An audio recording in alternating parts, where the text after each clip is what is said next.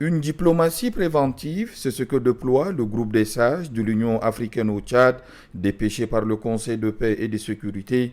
L'équipe que dirige l'ancien président burundais Domitien Daïzeye trouve les portes du palais Toumaï ouvertes en ce mardi matin. Elle est reçue par le chef de l'État, général Mohamed Idriss Déby Itnou, à qui elle explique l'objectif de sa mission, celle de s'enquérir du niveau d'avancement de la seconde phase de la transition au Tchad. Pour permettre à la mission de se faire une idée exacte, le président de transition s'est évertué à expliquer point par point les avancées de l'immense chantier entamé il y a quelques mois, un éclairage jugé très utile par le chef de mission, l'ancien président Domitien Daïzeye.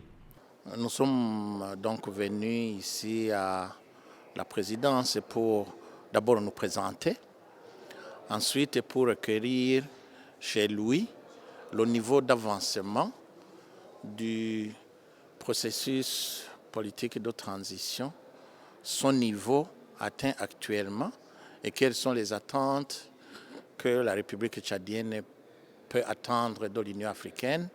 Parce que comme vous le savez, le but premier, c'est de pouvoir organiser des élections libres et transparentes. Et pour l'Union africaine, il est question que tout cela se passe dans la paix, que cela provienne d'un cadre inclusif et que le référendum qui aura lieu demain sera un produit des seuls Tchadiens. La paix, la sérénité et l'inclusion sont des facteurs que le panel met en avant durant sa mission. Une mission qui doit aussi aider à déterminer les besoins du Tchad dans le cadre de l'organisation des échéances. L'exemple du Tchad peut être profitable à d'autres pays, laisse entendre Domitien Daïzeye. Ce qui est nécessaire pour ce qui nous concerne, c'est d'appuyer le processus. Pour que ce processus se fasse dans la paix, le calme et la sérénité. Donc, la collaboration avec l'Union africaine est nécessaire pour la mobilisation des moyens.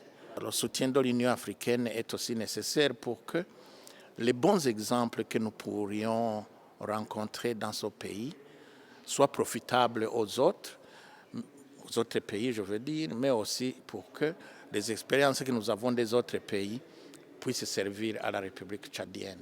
Le président du groupe des sages, accompagné notamment du professeur Babacar Kanté, doit rencontrer tous les acteurs concernés durant son séjour au Tchad. En faisant le déplacement de N'Djamena, cette structure donne du sens et du contenu à son rôle au sein de l'architecture africaine de paix et de sécurité en éclairant ses instances continentales à travers sa démarche de prévention et de médiation.